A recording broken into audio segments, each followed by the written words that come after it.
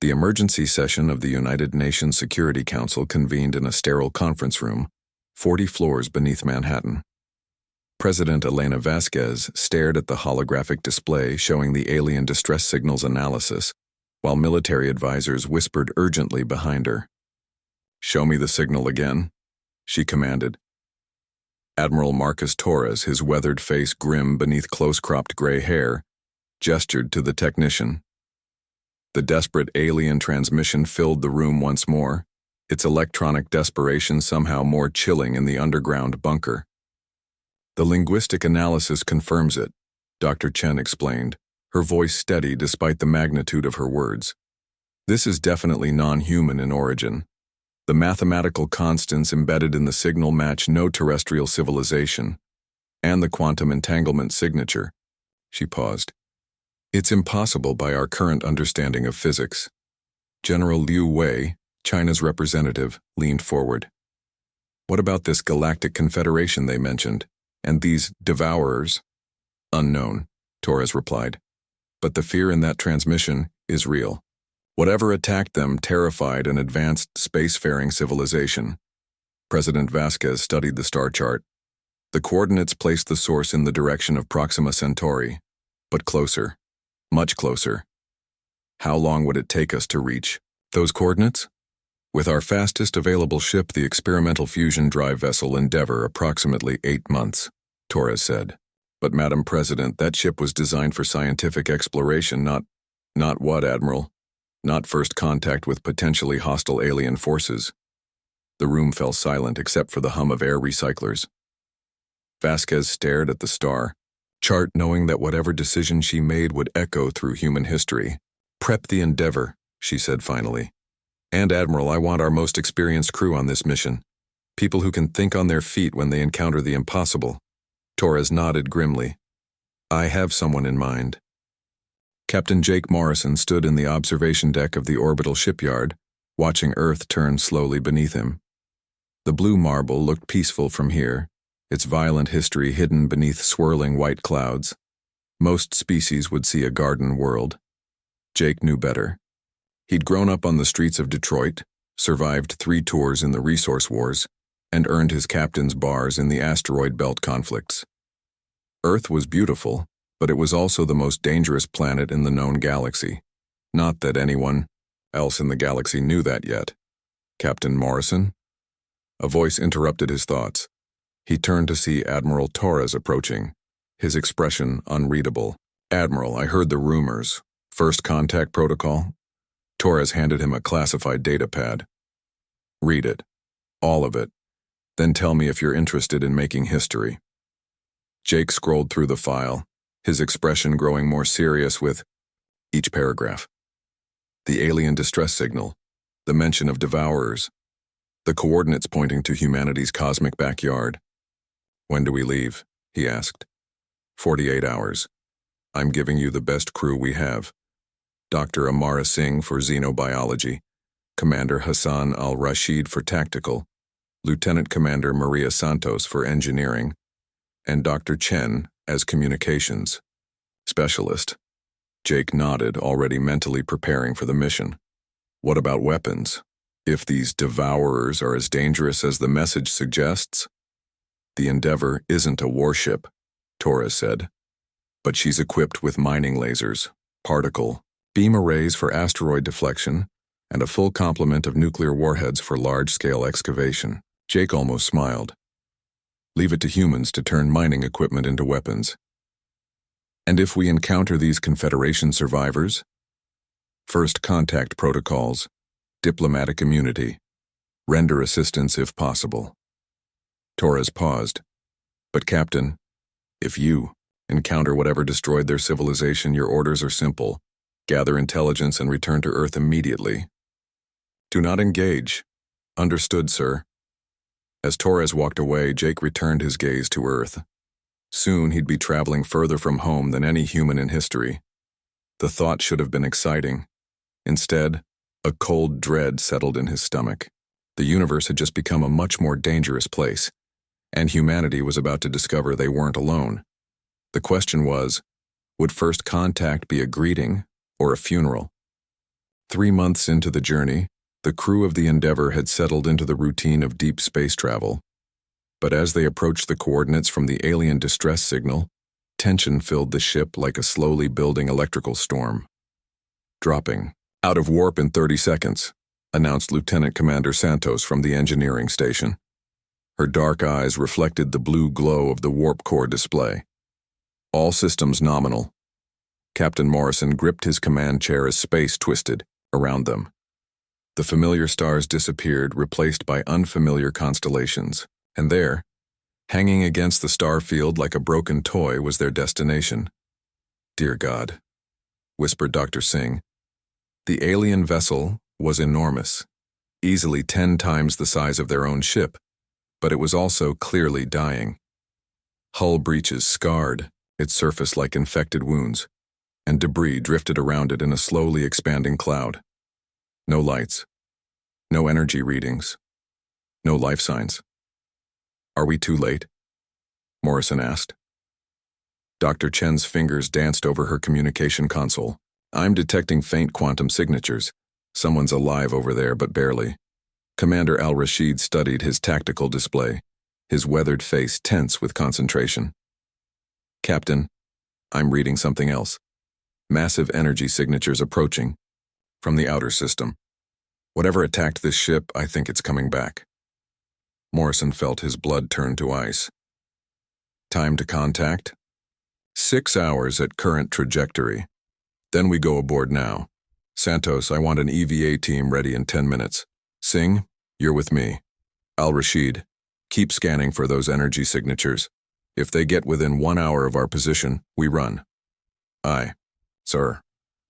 20 minutes later, Morrison and Dr. Singh floated through the alien ship's corridors, their EVA suits' lights cutting through the darkness. The architecture was unlike anything human, flowing organic curves instead of straight lines. Beautiful, even in destruction. "The atmosphere is still breathable," Singh reported, checking her readings. "Oxygen-nitrogen mix, similar to Earth, but the temperature is dropping fast." They found the survivors in what appeared to be the ship's medical bay. 3 alien beings, unlike anything from Earth's evolutionary tree. Tall, graceful, with elongated limbs and large, dark eyes that seemed to hold the weight of civilizations. They looked up as the humans approached, and one of them struggled to speak. "You came," it whispered in accented but recognizable English. "Impossible. No one answers distress calls anymore. The devourers consume all who try." Morrison knelt beside the alien. "We received your message. We're from Earth, a system nearby. My name is Jake Morrison. We're here to help." The alien's large eyes widened. "Earth? But that is a death world. No civilization can evolve on such a violent planet." Singh looked puzzled. "Violent? Earth?" The alien tried to sit up.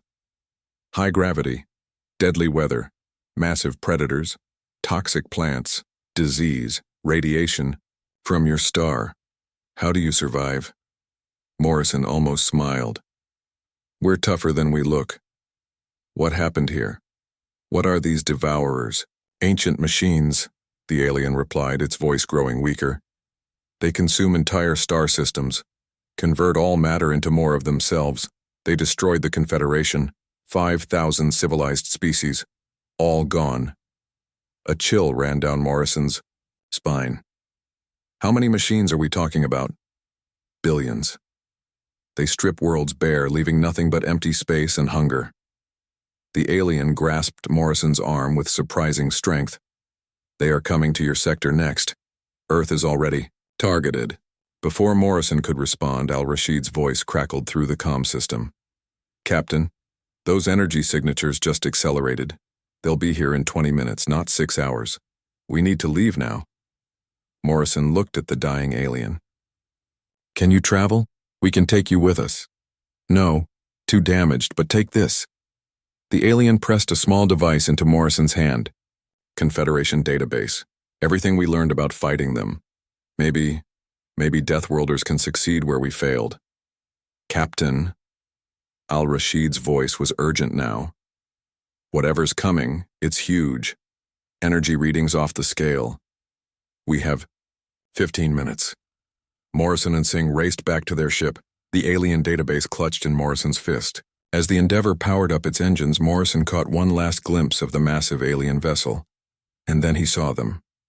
They emerged from the darkness like a swarm of mechanical locusts. Thousands of black angular ships, each one the size of a city block. As he watched, they engulfed the alien vessel completely, tearing it apart at the molecular level and absorbing the raw materials into their own structures. "Get us out of here," Morrison whispered. Space twisted as the Endeavour jumped to warp, leaving the Devourers behind. But Morrison knew they had only bought themselves time. The machines knew about Earth now, and they were coming. The return journey would take 3 months. Earth had 3 months to prepare for the end of everything, unless the universe was about to learn what made humans different from every other species in the galaxy. The emergency session of the World Defense Council convened 6 hours after the Endeavour's return to Earth. President Vasquez stared at the holographic display showing the Confederation database's contents, while military leaders from every nation argued in a dozen languages. "Quiet," Admiral Torres's voice cut through the chaos. "Captain Morrison, report." Jake stood before the assembled leaders, still wearing his travel-stained uniform. "The situation is worse than we feared. According to the Confederation records, the Devourers have consumed over 5,000 species across this galaxy arm. They're not just conquerors. They're an extinction event with intelligence." General Liu Wei leaned forward. "How long before they reach Earth?" "Based on their previous movement patterns, 18 months. Maybe less." The room erupted in panicked voices. President Vasquez slammed her gavel. "What are our options?" Dr. Singh stepped forward, her voice calm despite the magnitude of her words. "The Confederation tried everything. Diplomacy failed. The machines don't communicate. Running failed. They follow and consume refugee fleets. Conventional warfare failed. Their technology is thousands of years ahead of anything we have." "Then we're doomed," muttered the French representative. "Not necessarily," Morrison said quietly. The room fell silent. "There's something the Confederation never understood about Earth, about us." He activated another holographic display, showing Earth's geological and biological history. Every other intelligent species in the galaxy evolved on what they call garden worlds. Stable climates, gentle gravity, peaceful ecosystems. They became advanced through cooperation and careful resource management. "And?" Torres prompted. "We didn't." Morrison's voice carried an edge that made several representatives shift uncomfortably. "We evolved on what the galaxy considers a death world. Everything on Earth is trying to kill everything else. Our gravity crushes most alien species. Our weather systems can level cities. Our diseases would wipe out entire Confederation worlds. Our plant life is toxic to most galactic species. Even our bacteria are aggressive." Dr. Chen stood up from her console. "Captain, I've been analyzing the Devourer technology using the Confederation database. Their machines are designed to fight civilizations that think like the Confederation. Methodical, resource conservative, focused on preservation. They've never fought a species like us," Morrison continued. "We don't preserve resources. We exploit them until they're gone, then find new ones. We don't avoid conflict. We've been in a state of warfare for our entire recorded history. We don't seek harmony with our environment. We reshape it to suit our needs." Admiral Torres was beginning to understand. "You're saying our aggressive nature is an advantage? I'm saying they're about to discover why the rest of the galaxy calls us Deathworlders." Morrison activated a new display showing Earth's military assets. "We have 600 nuclear submarines scattered across our oceans, 3,000 orbital defense platforms, 50,000 nuclear warheads, the largest standing armies in galactic history, and most importantly, 4 billion humans who grew up on a planet that's been trying to kill them since birth." The room was dead silent now. Morrison continued, his voice growing stronger. "The Confederation tried to fight them with advanced physics and careful strategy. We're going to fight them with rocks, sticks, nuclear fire, and pure stubborn human refusal to lie down and die. President Vasquez stood slowly. What do you need? Everything, Morrison replied. Every weapon, every ship, every human willing to fight. Because when they get here, we're not just going to resist them. He paused, letting his words sink in. We're going to teach the universe what happens when you threaten a species that survived evolution on a death world. Epilogue. The day the galaxy changed. 18 months later, Admiral Jake Morrison stood on the command bridge of the UES Defiance, flagship of humanity's first interstellar battle fleet. Around him, 500 human warships held formation, each one a deadly fusion of human engineering and alien technology, salvaged from Confederation databases. Contact, reported Commander Al-Rashid. Devourer fleet entering the system. Numbers. Dear God, Captain. There are millions of them. Morrison studied the tactical display. The enemy fleet was indeed massive. Dark mechanical shapes that blotted out the stars. By every conventional measure, humanity was outnumbered 1,000 to 1. Open a channel to all ships, Morrison commanded. This is Admiral Morrison to all human forces. Today the Devourers learn what we learned long ago on the streets and battlefields of Earth. It's not the size of the fight in the dog that matters. It's the size of the dog in the fight. The response from 500 ship captains was immediate. Hoo-yah! For 18 months, we've prepared for this moment. We've turned our mining equipment into weapons. We've converted our cargo ships into carriers. We've loaded our nuclear arsenals into delivery systems the Devourers have never seen before. Today, we don't just defend Earth. We defend the principle that no species has the right to devour another. The Devourer fleet was approaching Earth's outer defenses now, automated platforms that appeared to be simple communication relays. The machines ignored them completely, focused on the juicy planet ahead. They never noticed the platforms were actually camouflaged nuclear mines. All ships, Morrison said quietly. Execute Order Deathworld. The space around Earth's solar system lit up like a newborn star as 5,000 nuclear warheads detonated simultaneously. The Devourer vanguard simply disappeared, vaporized by weapons that used brute force instead of elegant physics. The main Devourer fleet hesitated for the first time in their recorded history. Their sensors detected something impossible. The Deathworlders were advancing toward them. Second wave launch, Morrison commanded. What followed wasn't a battle in the traditional sense. It was something the galaxy had never seen. A species that had spent 10,000 years perfecting the art of violence, unleashing everything they had learned on an enemy that had never faced true predators.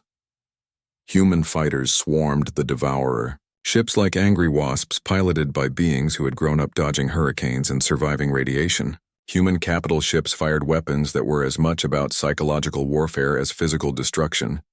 Weapons designed by a species that understood fear as both tool and motivation. And when the conventional weapons ran out, the humans did, something no Confederation species had ever attempted. They rammed their ships directly into the Devourer fleet, pilots singing battle hymns as they sacrificed themselves to take out machines the size of cities. The battle lasted 14 hours. When it ended, the debris field around Earth stretched from Mercury to Mars. Both fleets had been devastated, but only one had survivors. As rescue ships searched for human survivors among the wreckage, a transmission echoed across the galaxy. Message that would be remembered for the next 1,000 years. This is Admiral Jake Morrison of Earth. To any civilizations receiving this signal, the Devourer threat has been neutralized. The galaxy is free. This message is brought to you by the Deathworlders of Earth. We're the species that survived evolution on a planet that tried to kill us every day for 4 billion years. If you threaten our home, our allies, or our right to exist, you'll discover why we're the most dangerous species this galaxy has ever produced. He paused, then added with grim satisfaction, Welcome to the Deathworlder Defense Initiative. The galaxy just got a lot safer. In the months that followed, as news of humanity's victory spread across the surviving civilizations, a new phrase entered galactic language: Deathworlder diplomacy. It meant the simple principle that sometimes the best way to preserve peace was to be very, very good at war. And in the deepest reaches of space where ancient threats still stirred, the universe itself took notice of the small blue planet where the most dangerous species in the galaxy had learned to call each other family. Earth was no longer a hidden death world on the galactic fringe. It was the capital of something new. A galaxy where extinction was no longer inevitable, protected by beings who had turned survival itself into an art form. The age of the Devourers was over. The age of the Deathworlders had begun.